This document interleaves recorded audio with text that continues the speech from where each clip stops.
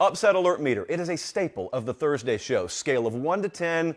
How real is this threat that you face? And I want to talk about the Alabama Crimson Tide.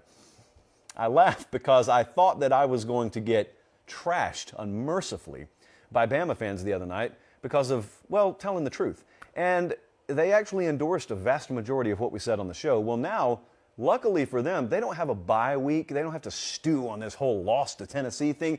They get Mississippi State in there. There is no team in this conference, short of Vanderbilt, they match up with better than Mississippi State.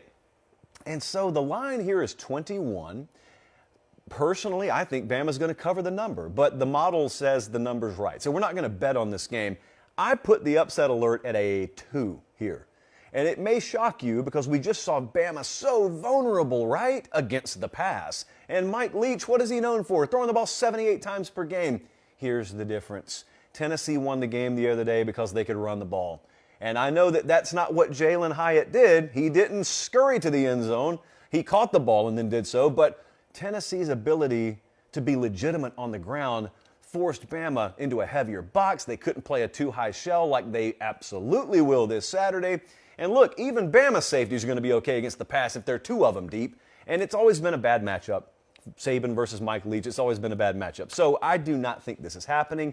If it does happen, the world, as we know it, will quite literally burn to the ground. So I'm going to go the opposite way. I think it's like a 2 or a 2.5. Elsewhere in the South, but not the Southeastern Conference, Syracuse at Clemson. Let me pay the due respect to Syracuse. Undefeated Syracuse, brought to you by the mysterious orange beverage in the chalice of supremacy. We got orange on orange here. Clemson is a 13 or a 13.5 point favorite, depending on where you look. If you're interested in such things, you can get Syracuse at plus 400 on the money line. I happen to think that this should qualify as a 4. Here's why. I think Clemson is the solidly better team. I heavily lean them. We picked them to win. We picked them to cover. Not an official best bet. But here's what I cannot get out of my mind. I have watched Clemson and I have watched the history of this sport, and I know sometimes what you run the risk of when you stack a bunch of these pretty high-pressure games on top of each other. And I know if you're playing like Arkansas' schedule right now, or if you're facing what Ole Miss is about to face coming up in the second half of the season, you're not all that impressed with Wake Forest, NC State, Boston College, Florida State, and Syracuse. I get that. But the fact remains, that is the actual meat of Clemson's schedule. And this is about the 5th game in a row that they're going to need to be up or at least at a B-plus level. And there has not been a clunker in there. They've won. They've covered most of these games. They've won all these games. You had that overtime game against Wake to start this little run, and they've been dominant to quite dominant from there on out. They had a close final against Florida State, but they also had a 34-14 lead in that game to start the fourth quarter last week. So I'm going to put this at a 4, only because I know that history says, just independent of who the opponent is, the situation could sometimes grab you. Here's my counter to that. And at this point, I'm just arguing against air. But my counter to that would be, look, if Syracuse was some middling 500 team with the same skill set, they just had some tough breaks go against them, that'd be one thing. They've got Clemson's full attention. This is a national attention game. And so it's such a blessing in disguise, or a blessing in the skies, depending on whether you want to be right or wrong about that, to Dabo Swinney, because he doesn't have to worry about it. It's a sleepy noon spot, the bye week's on deck. History says this could be one where you trip up. I think the undefeated nature of Syracuse takes care of that. So I'm going to put this at a 4 because I get it could happen. I don't think it will happen. Now we go to the Big 12, the most entertaining conference in all the land. Texas against Oklahoma State. Yeah, this is an 8. Now, it sounds a little hypocritical because I did pick Texas to win the other night. I think it's going to be a close game. But independent of what I think, I have been wrong. In fact, we've documented 2, maybe even 3 times this year. I've said something incorrect on this show when it comes to predicting games. Could happen. I hate it, but it could happen. My speculation is we've got a new version of Texas here. And if I'm right, then all of the recent historical trends about how bad Texas is when they're in these spots, especially on the road, will be irrelevant.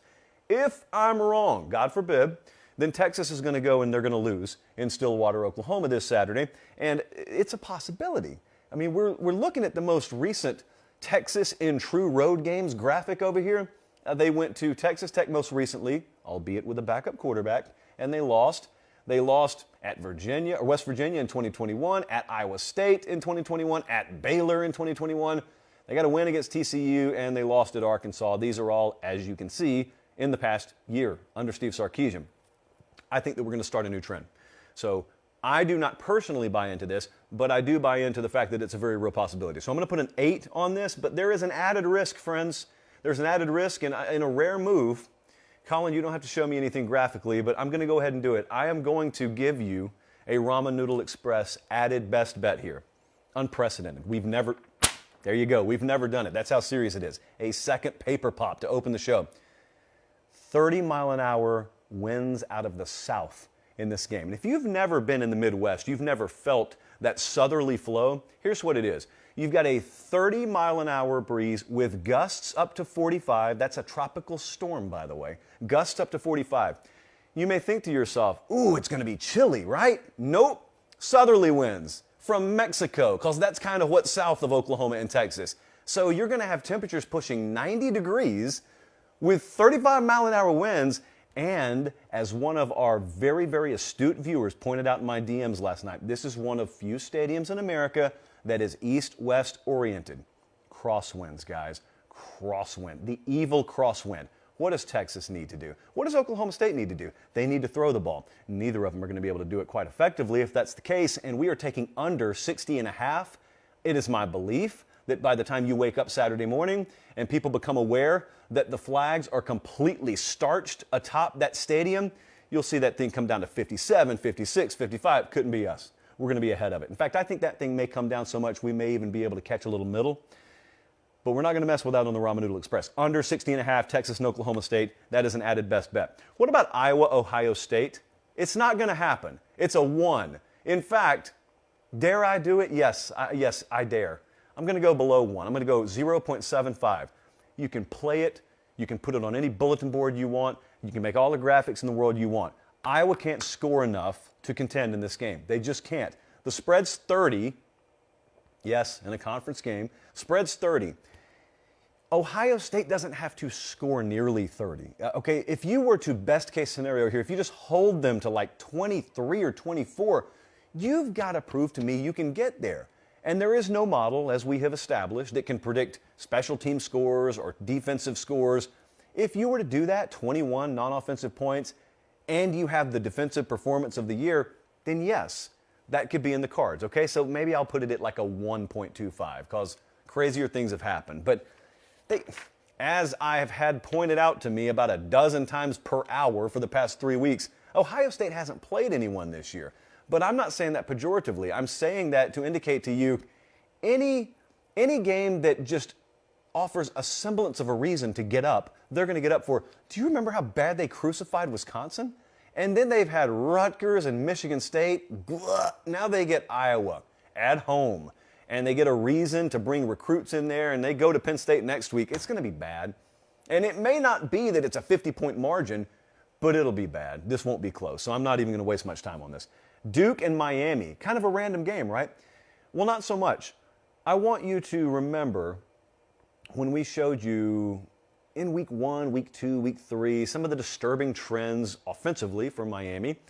And now, the past couple of weeks, I want you to know, because we're equal opportunity around here, they have been rectified to a certain degree. Tyler Van Dyke's been very good the past couple of weeks. This offense has been very good the past couple of weeks. Now, they lost to North Carolina last week. That's a conference loss, but they won 2 weeks ago. They won against Virginia Tech last week. Now, they've got Duke at home. And this is a manageable stretch they're in. This is a noon kickoff Eastern time, so they need to get off to a fast start. Don't be messing around here. They're favored by 9 now. We got on it at 8.5. Miami is one of our best bets of the week. I'm putting this at a 6 because even though I think they're going to win and cover, this reputation for Miami, I'm not even going to call them the new Miami. We're not there yet. But this even new reputation is not nearly established enough. Meemaw just put the Jell-O in the fridge like 10 minutes ago, so it has not congealed. I have no confidence that I'm going to pull that out and it's a finished product. So we're going week by week right now, week by week. This can be a tasty gelatin. Whenever it does congeal, they're not there quite yet. However, I do think we're going to get a win and cover. but I'm not an idiot. I'm going to put a 6 on this. Guys, thanks for watching Late Kick. Make sure and leave a comment. I love interacting with you. But most of all, please like the video and subscribe to the channel. That's how we keep all of this free.